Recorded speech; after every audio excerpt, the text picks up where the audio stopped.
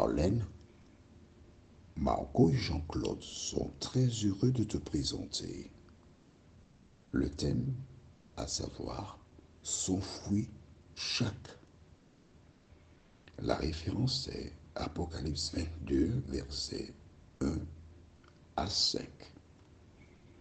Juste avant de prendre connaissance de ce thème, recherchons la présence de Dieu,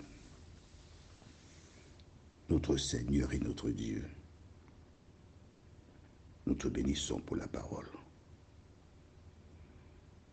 Nous t'exaltons parce que tu es extraordinaire.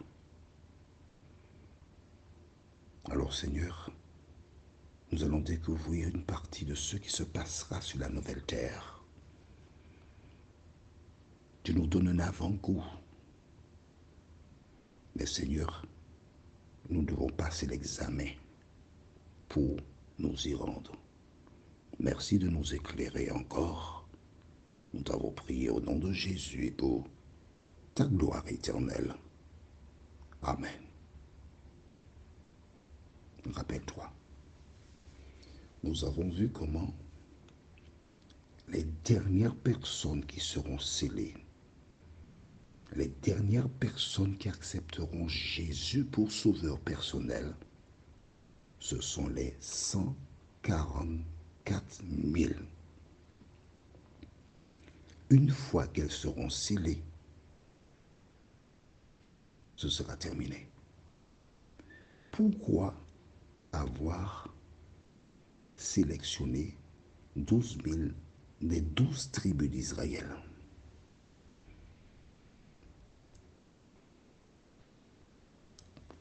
À l'origine, Dieu appela Abraham, qui était un juif.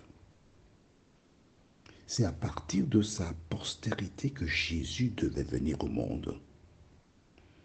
Et Dieu achève le cycle en permettant que 144 000 qui probablement vont remplir une mission que Dieu seul sait soit scellée. Certaines personnes déclarent que les 144 000, ce sont les seuls qui seront près de Jésus. Nous avons vu dans le livre de Apocalypse, chapitre 7, verset 7, que la grande foule sera près de Jésus.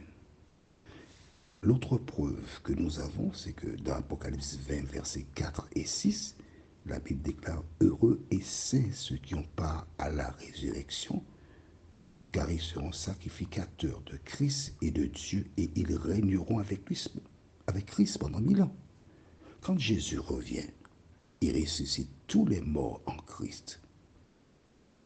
D'accord? Mais attends, les 144 000 seront vivants au retour de Jésus. Est-ce que tu es d'accord avec moi? Mais bien sûr, puisque ce sont les dernières personnes qui seront scellées. Elles seront vivantes donc lors du retour de Jésus. Et en dehors des 144 000, il y a les saints qui seront vivants. Les 144 000 étant les dernières personnes scellées. Alors tu laisses des gens te faire croire que Élie, qui est déjà monté, il ne sera pas près de Jésus depuis le temps qu'il est près de Dieu. Moïse, qui est déjà monté, il ne fait pas partie des 144 000. Et tous les autres, David, ils sont où alors? Mon ami, lis la Bible. Ce n'est qu'ainsi qu'on ne pourra pas te tromper. La Bible déclare que ceux qui seront sauvés passeront par des tribulations. Ils seront probablement rejetés par des membres de leur famille, des personnes qui n'accepteront pas qu'elles aient donné leur cœur à Jésus. Mais dans Apocalypse 2, verset 10, écrit cette référence. Apocalypse 2, verset 10 déclare, j'attends que tu aies écrit, Apocalypse 2, verset 10. C'est bon? Ne crains pas ce que tu vas souffrir. Voici le diable jettera quelques-uns d'entre vous en prison pour que vous ayez une tribulation de 10 jours. Mais sois fidèle jusqu'à la mort, et je te donnerai la couronne de vie. Mes amis, pour entrer et rencontrer Jésus, il faut être fidèle, quelles que soient les circonstances, jusqu'à la mort. C'est à ce prix que toi et moi, les autres, tous, nous obtiendrons la vie éternelle. La référence du jour se trouve dans Apocalypse 22, versets 1 à 5. Apocalypse 22, versets 1 à 5 déclare: Et il me montra un fleuve d'eau de la vie limpide, comme du cristal qui sortait du trône de Dieu et de l'agneau. Au milieu de la place de la ville et sur les deux bords du fleuve, il y avait un arbre de vie, produisant 12 fois des fruits, rendant son fruit chaque mois, et dont les feuilles servaient à la guérison des nations. Il n'y aura plus d'anathème. Le trône de Dieu et de l'agneau sera dans la ville. Ses serviteurs le serviront et verront sa face, et son nom sera sur leur front. Il n'y aura plus de nuit, et ils n'auront besoin ni de lampe, ni de lumière, parce que le Seigneur Dieu les éclaire, et ils régneront au siècle des siècles. Et on te raconte qu'il n'y a que 144 000. Est-ce que tu as vu là marqué 144 000? Dis-moi. As-tu noté? Alors j'ai lu tous les versets une fois pour toutes. C'est pour que nous ayons le temps pour revenir dessus. Qu'est-ce que nous retenons de la lecture? Qu'il y a un arbre, l'arbre de vie. Il y avait déjà l'arbre de vie en Éden. Mais il y avait aussi l'arbre de la connaissance du bien et du mal. Et c'est cet arbre-là dont il ne fallait pas manger les fruits. C'est bon. Extraordinaire. Un arbre qui porte des fruits chaque mois.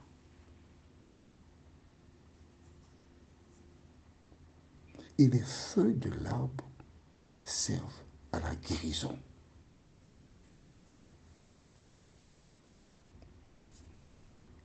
Dieu va transférer son trône. Lisons au verset 3. Il n'y aura plus d'anathème. Le trône de Dieu et de l'agneau sera dans la ville. Ses serviteurs le serviront. Explique-moi ça. De quelle ville est-il question? Allons au chapitre 21, verset 2. Et moi, Jean, je vis descendre du ciel tout près de Dieu. Donc c'était près de Dieu. La ville sainte, la nouvelle Jérusalem, préparée comme une épouse qui s'est parée pour son époux. La ville est descendue où? Sur terre. Allons dans Apocalypse chapitre 20, c'est tout près. C'est bon? Et nous lisons au verset 9. Et ils montèrent sur la surface de la terre. Donc ils sont revenus à la vie. Et ils investirent le camp des saints et la ville bien-aimée. Mais un feu venant de Dieu descendit du ciel et les dévora. Donc la ville était descendra, sur terre. D'accord? Allons dans Apocalypse 21, verset 10. Et il me transporta en esprit sur une grande et haute montagne. Et il me montra la grande ville, la sainte Jérusalem, qui descendait du ciel d'auprès de Dieu, ayant la gloire de Dieu. D'accord? Donc la ville est descendue. Et là, nous retournons dans Apocalypse 22. Et nous lisons au verset 3. Il n'y aura plus d'anathème. Le trône de Dieu et de l'agneau sera dans la ville. Ses serviteurs le serviront. Donc, le trône de Dieu sera dans la ville et la ville est sortie du ciel pour descendre sur terre. Mais nous, on est où? Les rachetés. Mais depuis le retour de Jésus, nous habitons dans la ville. Et nous passons 1000 ans dans la ville auprès de Dieu. Alors comment tu passes 1000 ans auprès de Dieu pendant que la terre est vide et on te dit plus tard que non, tu ne seras pas en présence de Dieu? Il te suffit d'analyser, de réfléchir et te laisser conduire par le Saint-Esprit pour ne pas être trompé. Le chant, c'est Dieu Tout-Puissant. Ce chant a une grande valeur pour moi. Je te lis ces paroles. Dieu Tout-Puissant, Dieu de ma délivrance, je mets en toi toute mon espérance. Les grosses eaux débordent en fureur. Veille sur moi, soutiens mon faible cœur. Les grosses eaux débordent en fureur.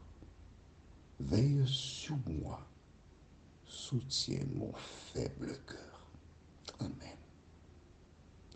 J'aime beaucoup la deuxième strophe. Elle dit, à quel ami pourrait sur cette terre me consoler dans ma douleur amère?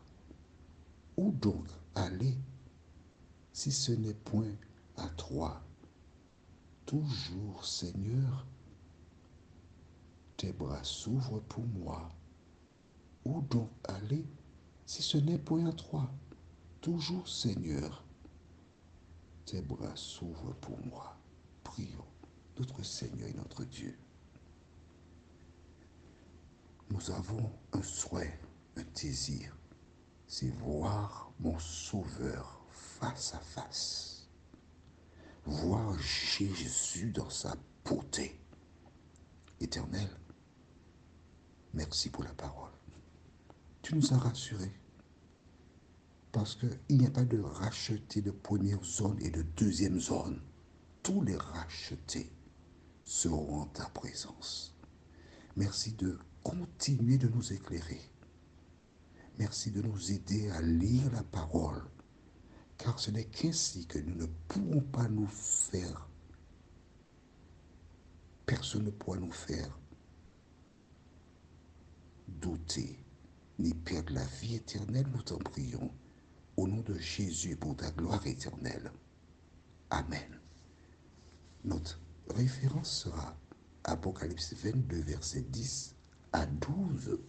Et le thème est celui qui est injuste. Il me tarde de te retrouver.